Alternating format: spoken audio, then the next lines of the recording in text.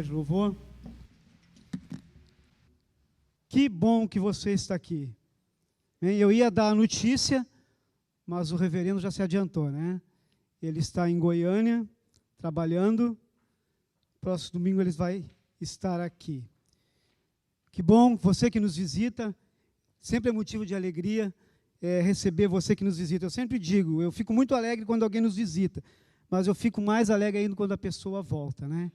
Porque, com certeza, quando a pessoa volta, Deus fala com a pessoa. Não que Deus não vai falar em outros lugares, com certeza que fala. Mas é sinal que Deus está falando e está convencendo. Eu quero trazer alguma coisa essa noite, com a graça e a misericórdia de Deus, sobre restauração. Se eu fizesse uma pergunta aqui, se você pecou hoje, se eu pequei hoje, com certeza eu acho que ninguém escaparia dessa, né? Mas é triste, faz parte da nossa vida, né? Somos pecadores, mas Deus tem uma graça imensa. E nessa noite eu quero convidar você a abrir a tua Bíblia no livro de Salmo, Salmo de número 30. É um salmo lindo, e eu não sei se você sabe, provavelmente você saiba, o salmo ele tem, por trás dele sempre tem uma história sobre Israel, uma história de pecado, uma história de vitória, sempre tem uma história. Nós vamos ler primeiro o Salmo e depois nós vamos ver um pouquinho da história que levou Davi a escrever esse Salmo tão bonito. Salmo de número 30. Pedi para você abrir, não abri a minha, né? Aqui. Diz assim a palavra do Senhor: Eu te exaltarei, ó Senhor, porque tu me livraste e não permitiste que os meus inimigos se regozijassem contra mim. Senhor, meu Deus, clamei a ti por socorro e tu me saraste. Senhor, da cova fizeste subir a minha alma, preservaste-me a vida para que não descesse a sepultura. Salmodiai ao Senhor, vós que sois santos, e dai graças ao seu santo nome, porque não passa de um momento a sua ira, o seu favor dura a vida inteira. Ao anoitecer pode vir o choro, mas a alegria vem pela manhã. Quanto a mim, dizia eu na minha prosperidade, jamais serei abalado. Tu, Senhor, por teu favor fizeste permanecer forte a minha montanha. Apenas voltaste o rosto, fiquei logo conturbado. Por ti, Senhor, clamei ao Senhor e implorei. Que proveito obterás no meu sangue? Quando baixo a cova, louvar-te-á porventura o pó? Declarará ele a tua verdade? Ouve, Senhor, e tem compaixão de mim. Sê tu, Senhor, o meu auxílio. Converteste o meu pranto em folguedos. Tiraste o meu pano de saco e me cingiste de alegria, para que o meu espírito te cante louvores e não se cale. Senhor Deus meu, graças te darei para sempre. Lindo salmo. Que palavra, né? Mas esse salmo, como eu disse, ele tem uma história por trás, né? Crônicas, capítulo 21, verso 1. Um pouco antes, no capítulo 20, Davi, que é o autor desse salmo, ele vinha de grandes batalhas, de grandes vitórias, muitas guerras vencidas. Já estava se achando o cara, né? Só que ele era o cara, mas nas mãos de Deus, né? E quando chega no capítulo 21, começa essa história, que provavelmente seja a história que deu origem a esse salmo. Diz assim, lá em Crônicas 21, de 1 a 3, diz assim: Então Satanás se levantou contra Israel e incitou a Davi a levantar o censo de Israel. Disse Davi a Joabe e aos chefes do povo: Ide, levantai o censo de Israel, desde Berseba até Dan, e trazei-me a apuração para que eu saiba o seu número. Então disse Joabe: multiplique o Senhor teu Deus a este povo 100 vezes mais. Porventura, ó rei, meu senhor, não são todos teus servos? Não são todos servos de meu senhor? Por que requer isso o meu senhor? Por que trazer assim culpa a Israel? Davi, se nós olharmos outro grande homem da Bíblia, como Moisés, também pecaram. Que deixar para nós simples mortais, né? Davi, homem segundo o coração de Deus, Davi, Moisés, o grande líder do povo de Israel, também não entrou na terra prometida por não fazer aquilo que Deus pediu a ele. E agora chega a vez de Davi. Davi, tomado de, talvez, de ânsia por mais poder, de egoísmo, de soberba, de altivez, ele resolve fazer um censo, sem que esse censo tenha sido pedido para ele. Talvez por orgulho, para mostrar mais poder ainda, né, ele pede esse censo. E aí aparece um amigo. Quantos de nós temos um amigo que pode chegar e dizer para você aquilo que você tem que ouvir, não aquilo que você quer ouvir? Porque o amigo é assim. Amigo é aquele que diz para você o que você não quer ouvir.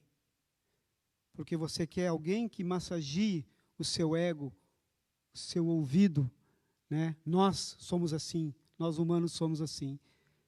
Aí Deus levanta Joabe, e Joabe pergunta para o rei: mas para que isso? Não tem necessidade. Todos são teus servos, todos estão submissos a ti, todos são servos do Senhor. Mas ele insiste, né? E um detalhe importante: toda vez que era feito o censo,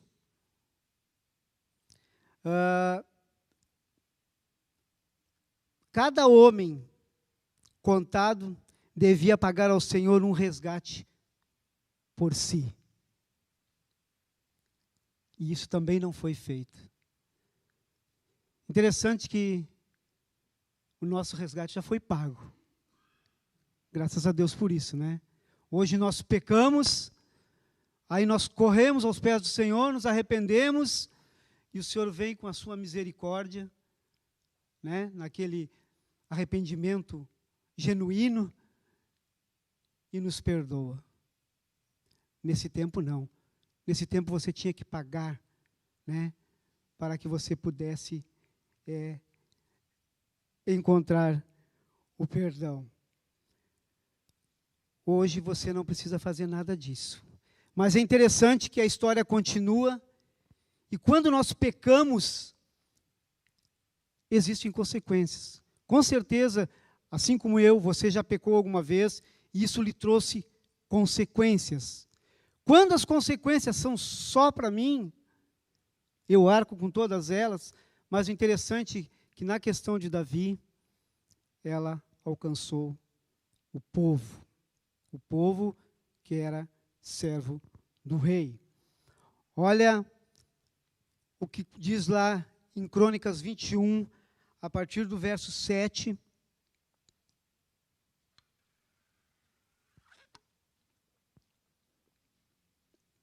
Diz assim, a partir do verso 7, Crônicas 21. Tudo isso desagradou a Deus, pelo que feriu Israel. Então disse Davi a Deus: muito pequei em fazer tal coisa contra tal coisa, porém agora peço-te que perdoes a iniquidade de teu servo, porque procedi muito loucamente. Falou, pois, o Senhor a Gade, o vidente de Davi, dizendo: vai e dize a Davi, assim diz o Senhor, 3 coisas te ofereço, escolhe uma delas para que ta faça. Veio, pois, Gade a Davi e lhe disse: assim diz o Senhor, escolhe o que queres, ou 3 anos de fome, ou que por 3 meses seja consumido diante dos teus adversários, e a espada dos teus inimigos te alcance, ou que por 3 dias a espada do Senhor, isto é, a peste na terra, e o anjo do Senhor cause destruição em todos os territórios de Israel. Vê, pois, agora, que resposta hei de dar ao que me enviou. Então disse Davi a Gade: estou em grande angústia. Caia eu, pois, nas mãos do Senhor, porque são muitíssimas as suas misericórdias. Mas nas mãos dos homens não caia eu. Então enviou o Senhor a peste a Israel, e caíram de Israel 70.000 homens. Que tragédia, queridos. Que escolha, que falta de ouvir um amigo, de ouvir alguém que de repente, com certeza, vem de Deus trazer um recado para a minha e para a tua vida. E às vezes nós deixamos de lado. Vamos pela nossa ganância, pela nossa necessidade de mostrar força, querer poder, e aí a consequência vem. 70.000 mortes, numa passada só. A palavra aqui não fala, mas com certeza, além dos mortos, muitos ficaram enfermos. Provavelmente, pelo que a gente pode entender um pouquinho no Salmo, o próprio Davi, o rei Davi, foi atingido pela peste. Mas a misericórdia de Deus é tremenda e alcança a vida de Davi. Assim como um dia eu fiz as coisas erradas, como um dia eu fiz as escolhas erradas, e Deus alcançou a minha vida com a misericórdia dele, como eu tenho certeza que tem alcançado a tua vida, independente se você fez coisa errada ou não, ele tem alcançado. Só o fato de nós estarmos aqui nessa noite já é uma amostra da misericórdia de Deus. De você poder se deslocar até a sua casa, vir aqui num lugar aconchegante, poder glorificar ao Senhor. Isso é misericórdia do Senhor. O Senhor nos traz aqui. Diz que tudo aquilo que nós fizemos vem do Senhor, para que ninguém se glorie. Se algum de nós aqui está achando que veio porque veio, o Senhor te trouxe aqui nessa noite. O Senhor tem nos trazido aqui nessa noite. E Ele alcança Davi com essa misericórdia. E provavelmente daí, Davi escreve esse salmo. O quão é importante, voltando um pouquinho a Joabe, como eu falei antes, do amigo dar o conselho. Eu ontem fui fazer um serviço na casa de uma cliente, e eu trabalho com vidro temperado, né? Então na verdade eu sou aposentado, né? Eu trabalho por esporte, né? Então eu estava lá colocando bonitinho, olhando o vidro, estava já dando os retoques final, e aí o vidro escapou do calço e desmanchou. Eu não sei se você já viu um vidro temperado estourando. Ele dá um estouro, a Carol já viu porque na casa dela aconteceu. Ele dá um estouro, tanto que eu acho que o vidro nem tinha estourado, a cliente já estava na porta do banheiro, vendo o que tinha acontecido. E aí o vidro temperado, ele se transforma num monte de caquinho, né? E hoje eu, revendo essa palavra, estudando um pouquinho, né, eu fiquei pensando, aquele vidro bonito, transparente, limpinho, sabe? Sabe quando Jesus alcança as nossas vidas? E você vai sendo purificado, transformado, regenerado, alcançado pelo amor e pela misericórdia de Deus, nós vamos ficando como aquele vidro, né? Limpinho, transparente. Mas basta um ventinho encanar, mal encanado, pum! E nós pecamos. E aí começa tudo de novo. Tudo de novo. Deus, com certeza, eu não sei como é que está a tua vida, né? Não conheço todos, conheço alguns, mas não conheço todos. E você sempre tem os mais próximos e são poucos. Não sei qual é a dificuldade, mas uma coisa eu tenho. O Deus que nós servimos, Ele é um Deus que restaura, que faz de novo, que traz, que pega o barro lá, né, como diz lá no oleiro, e faz de novo, molda de novo. De repente nós estamos precisando disso. De repente eu estou precisando disso. E é interessante que depois eu fui na casa de um amigo assistir ao Clássico dos Desesperados. E aí, na conversa, a gente conversando, ele diz assim para mim, contando a história para ele, que tinha quebrado o vidro, ele disse, mas Nico, deixa disso, tu não... E aí hoje eu pensando, e aí me lembrei de Joabe. Então, se você está com intenção de botar um vidro de boxe lá, um boxe temperado na sua casa, eu não estou fazendo mais. Não, é verdade. Porque eu sou aposentado, eu trabalho 3 tardes, ainda trabalho 3 tardes por semana por esporte, como eu disse, mas na frente da igreja, que eu estou dizendo, eu não trabalho mais, não coloco mais vidro temperado. Né? Deus sabe todas as coisas, né? Amém? Mas vamos continuar. Deus quer restaurar, Deus quer trazer de novo, Deus quer fazer novo na minha e na tua vida. Como eu disse, eu não conheço a tua vida, conheço a de alguns.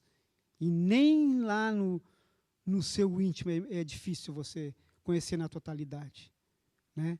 Mas Deus quer fazer de novo. Quer acrescentar. Se você está bem, Ele quer acrescentar.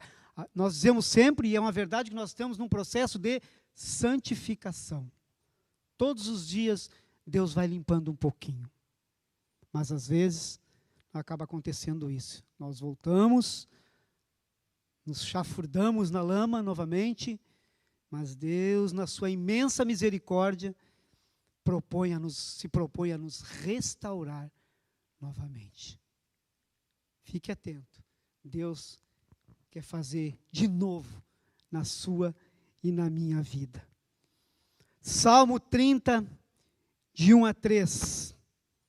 Provavelmente você deixou a sua Bíblia ou o seu aplicativo aberto aí. E eu não deixei a minha. Diz assim. Desculpa. Eu te exaltarei, ó Senhor, porque tu me livraste e não permitisse que os meus inimigos se regozijassem contra mim. Senhor, meu Deus, clamei a ti por socorro e tu me saraste. Senhor, da cova fizeste subir a minha alma, preservaste a vida para que preservaste-me a vida para que não descesse à sepultura. Deus restaura a vida de Davi, restaura a sua saúde, traz da cova, dá a entender que Davi chegou bem pertinho da morte. Eu não sei, né? Nós somos um sopro. Nós podemos sair ali, na porta, no final do culto, e Deus tomar para si. Né? Não precisa estar doente, não. Restaurou sua saúde, fortaleceu sua alma como eu disse, arrancando-lhe, como ele mesmo diz, da sepultura, trazendo-lhe a vida novamente, trazendo para junto de si. É isso que Deus quer fazer conosco, né? Cada vez que nós pisamos na bola, que nós entristecemos o coração de Deus, Deus quer nos trazer de volta. Eu tenho um amigo que ele era pastor e ele adulterou, largou o ministério. E uma certa vez eu estava na casa dele, a gente se visita seguidamente, e a gente conversando, ele disse: sabe, Nico, eu tenho uma saudade do púlpito. Ele gostava muito de ministrar a palavra, e Deus dava muita graça para ele. Não é porque ele caiu em pecado que Deus dava muita graça para ele, e ele gostava. Ele disse: é uma coisa que eu tenho muita saudade, de poder expor a palavra. Eu disse: olha, eu vou dizer uma coisa para ti. Tu tens que dar um passo em direção a Deus. Deus, Ele só está esperando, Ele está te esperando de braço aberto. É que nem lá a parábola do filho pródigo. Deus só está esperando você dizer: eu quero, que Ele vai te receber. Ele vai restaurar a tua vida. Ele vai restaurar, provavelmente, também o ministério. Deus pode fazer. Ele é o Senhor de tudo, de todas as coisas. Pode fazer, pode restaurar. Eu creio e sei que você crê também, porque o nosso Deus, Ele é poderoso para fazer, como diz a própria palavra, isso e muito mais do que nós possamos pensar. Eu, durante 4 anos, eu e a minha esposa, a minha filha mais velha não podia ter filhos. Os médicos disseram que era 0,0001%. Estava decretado por eles, pelos médicos. Respeitamos a opinião dos médicos, mas nós temos um Deus que faz qualquer coisa. Oramos 4 anos, meus irmãos. 4 anos. Uma terça-feira, nós estávamos em casa, minha filha me ligou, dando a notícia de que ela estava grávida. Quando foi na quarta, nós tínhamos oração na igreja, tínhamos uma vigília, inclusive, e eu ainda meio incrédulo, dependia de ela tinha feito um exame comum, e tinha feito um exame de sangue e estava esperando o resultado. E aí aqueles, né, Tomé da vida, né? Tem os Tomé e tem os Nico da vida. Aí quando foi antes um pouquinho da oração, da vigília, ela me ligou: ó, pai, está grávida. Minha netinha tem 3 anos. E uma coisa, um agravante, vamos colocar assim como um agravante, a minha filha mais nova já tinha um menininho. Você pensa na questão emocional, mas eu e a minha esposa nos agarramos com Deus durante 4 anos. Eu não sei que tempo tem a tua luta. Eu sei o tempo da luta da Sol, né? Eu, quando cheguei aqui, a Sol já lutava. A Sol é uma irmã nossa que está numa luta tremenda com o Senhor. Eu não sei quando Deus vai dar vitória para ela. Não tenho poder para ver isso. Mas eu creio que alguma coisa Deus vai fazer. Com certeza. Não estou dizendo aqui que Deus vai curá-la, vai restaurar a saúde dela, vai dar um rim. Não sei, queridos. Eu creio num Deus que pode fazer qualquer coisa. A minha família é testemunha disso. E tem outros exemplos aqui que eu sei. Tem outros exemplos vivos aqui do poder de Deus agindo na saúde, agindo na vida de pessoas que congregam conosco. O nosso Deus, Ele é poderoso. Assim como Ele fez com Davi, a ponto de Davi escrever esse salmo, Deus restaurando a vida dele, assim Ele quer fazer com você, quer fazer comigo. Transformar o nosso lamento em dança. Continua o salmista. Salmo 30, de 4 a 5, diz assim: Salmodiai ao Senhor, vós que sois seus santos, e dai graças a seu santo nome, porque não passa de um momento a sua ira, o seu favor dura a vida inteira. Ao anoitecer, pode vir o choro, mas a alegria vem pela manhã. Não nos esqueçamos de que para o Senhor um dia é como 1000 anos, e 1000 anos é como um dia. Então esse choro ao anoitecer e a alegria ao amanhecer não é como se fosse para mim e para você, não é um estalar de dedos, é no tempo de Deus. Lá em Eclesiastes fala, tempo para todas as coisas. É no tempo de Deus, é 4 anos, Nico.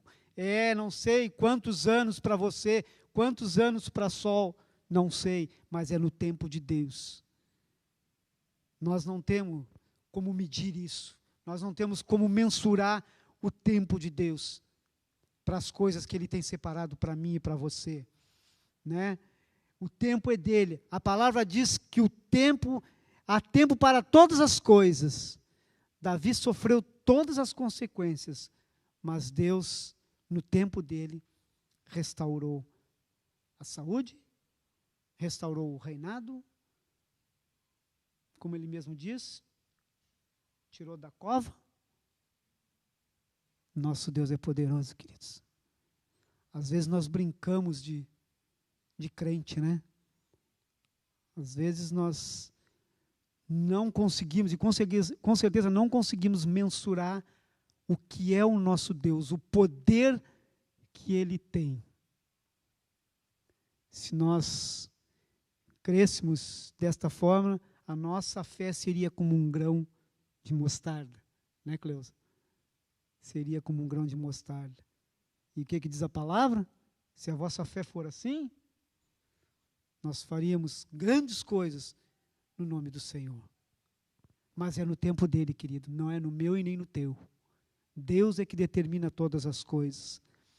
E continua, Salmo 30, de 6 a 10, diz assim, quanto a mim, dizia eu na minha prosperidade, jamais serei abalado. Olha a prepotência, né? Davi dizia lá antes. Jamais vou ser abalado. Eu sou o cara. Para você ter uma ideia, o exército de Davi, eu estava vendo uns números, seria maior que o maior exército que existe hoje no mundo, que eu não tenho certeza se é o da China, se é da Índia, em números de homens de guerra. Aí você imagina o quanto ele tinha para se gabar do poder bélico dele, do poder de homens de guerra. Tudo, quando nós sofremos algumas coisas, eu sempre digo para as pessoas que vêm conversar comigo, quando nós passamos por uma situação, essa situação ela tem que trazer um aprendizado para a minha vida. Eu tenho que aprender com a situação.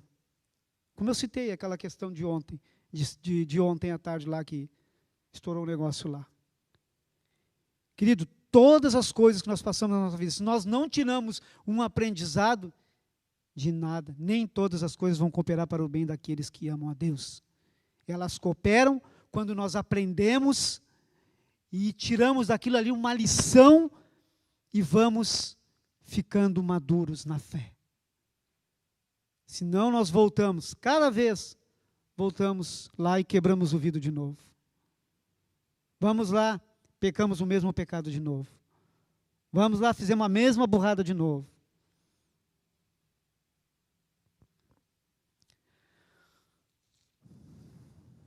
Fez Davi, trouxe crescimento ao Davi, a graça de Deus o fez crescer.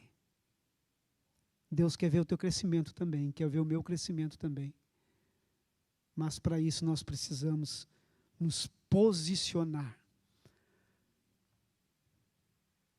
E por fim, Salmo 30, 11 e 12. Converteste o meu pranto em folguedos. Tiraste o meu pano de saco e me cingiste de alegria, para que o meu espírito cante louvores e não se cale. Senhor Deus meu, graças te darei sempre. Graças te darei sempre. Eu não sei se é o seu caso, mas quem sabe eu estou cansado de andar em desobediência a Deus. Quem sabe eu desobedeci a Deus hoje pela manhã.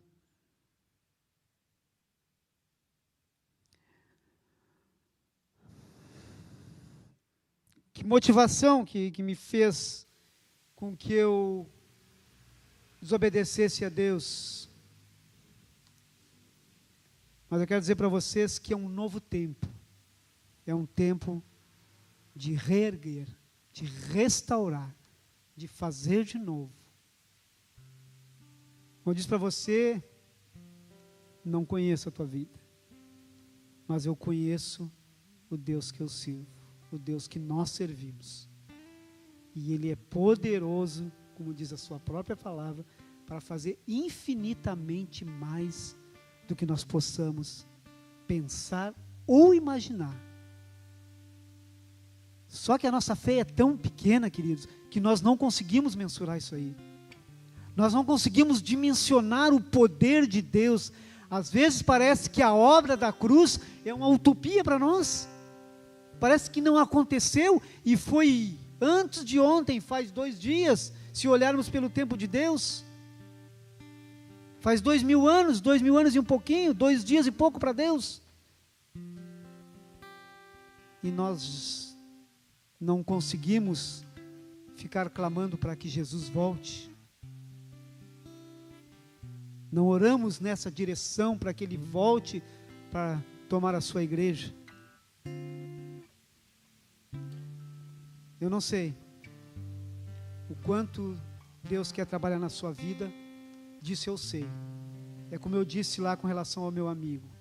É só você, é só nós darmos um passo em direção a Deus, que Deus está de braços abertos para nos abraçar, para nos disciplinar, com certeza. Deus é um Deus disciplinador, mas é o preço que provavelmente eu e você tenha que pagar pelos pecados. O ladrão, quando rouba, ele vai preso.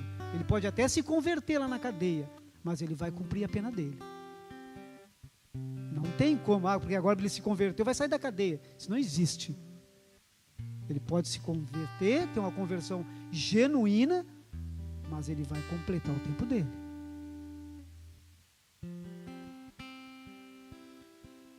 Somente Ele para nos restaurar. Somente Cristo para restaurar nossas vidas. Você até pode achar que não, mas eu tenho a convicção de que sim. Deus pode. E Deus quer. Agora existe a contrapartida. Eu tenho que fazer a ação de dizer: eu quero, Senhor, eu quero retornar, eu quero restaurar, eu quero obedecer, eu quero que Tu quebre o meu orgulho, quebre o meu egoísmo, eu quero. Nós precisamos dizer isso, precisamos até verbalizar isso para mim, você com você, eu comigo, para que aquele que nos acusa de coisas que já foram perdoadas seja ainda mais envergonhado. Deus, Ele está interessadíssimo em restaurar, se for o caso, a tua vida, em trazer você de volta para o seio do lugar onde você congrega, para o meio da igreja, o corpo. Não estou falando das 4 paredes. Igreja, corpo, eu, você. É isso que Deus quer fazer. Em 2 Coríntios 5,15 diz assim: e Ele morreu por todos, para que os que vivam não vivam mais para si, mas para aquele que por eles morreu e ressuscitou. Essa é a obra que Deus quer fazer na tua vida. Jesus morreu por ti, morreu por mim, para que nós tivéssemos uma vida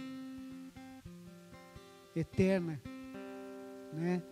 Pudéssemos usufruir das coisas que Deus tem colocado nas nossas mãos aqui na terra, mas principalmente para que nós pudéssemos usufruir de uma eternidade com Deus.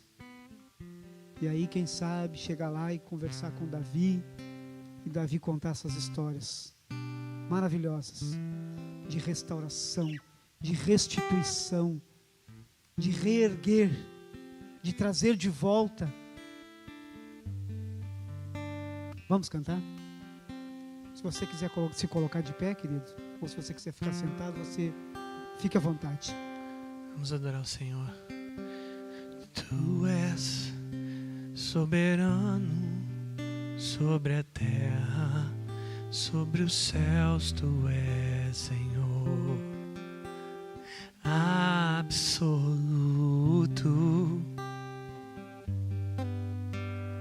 Tudo que existe e acontece, tu sabes muito bem.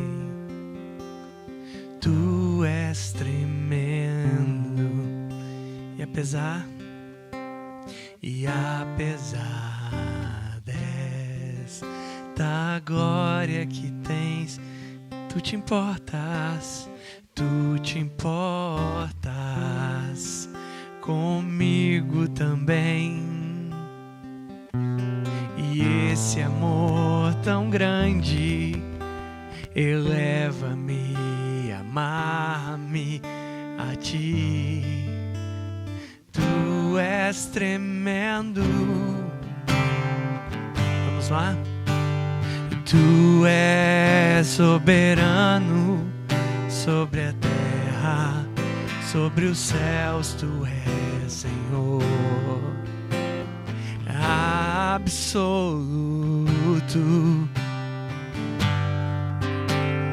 Tudo que existe e acontece, tu sabes muito bem.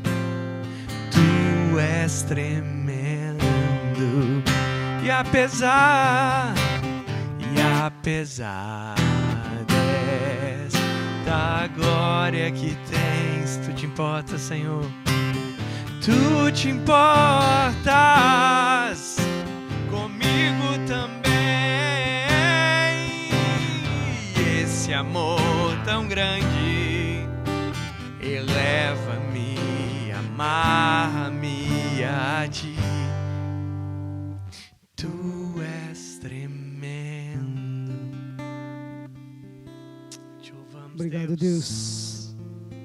Obrigado por essa noite. Obrigado pela vida de Davi. Obrigado por esse salmo composto por ele. Obrigado pela tua palavra. Obrigado porque, como diz a canção, tu és tremendo, Senhor. E tu tens tanto interesse nas nossas vidas, ó Deus, que levaste o teu filho até a cruz, ó Deus, mesmo não merecendo nada, Deus, rasgando a dívida que tinha no nosso nome, Deus. Obrigado, Deus. Obrigado por esse amor tão grande, incondicional, ó Deus, que tu tens pelas nossas vidas, ó Deus. Tu és soberano, Senhor, sobre as nossas vidas. Tu és soberano sobre as dificuldades nas nossas vidas, Deus. Tu és soberano, Deus, para restaurar, Senhor, as nossas vidas. Por mais caídas que elas estejam, Deus, Tu és soberano para restaurar, para reerguer, Senhor. Porque Tu és o nosso Deus. Tu já fez o melhor, Senhor, dando o Teu Filho, Deus. Mas Tu ainda continua fazendo, estendendo, Deus, as Tuas misericórdias sobre as nossas vidas, ó Deus. Obrigado, Pai. Obrigado por essa noite. Obrigado pela Tua palavra. Obrigado pela vida da tua igreja, Senhor. Muito obrigado por essa noite. Nos dá uma semana, Senhor, abençoada, Senhor. Uma semana de reflexão da tua palavra, Senhor. Que ela possa falar muito mais ainda às nossas vidas durante essa semana, Deus. Essa é a nossa oração, porque ela é a tua palavra, viva e eficaz, ó Deus, que fala de várias formas conosco, Deus. Então deixamos, ó Pai, aqui, Senhor, a nossa alegria diante do Senhor, pelo que o Senhor tem feito nas nossas vidas. Muito obrigado, Deus. E o teu povo diz amém. Amém, queridos. Deus abençoe.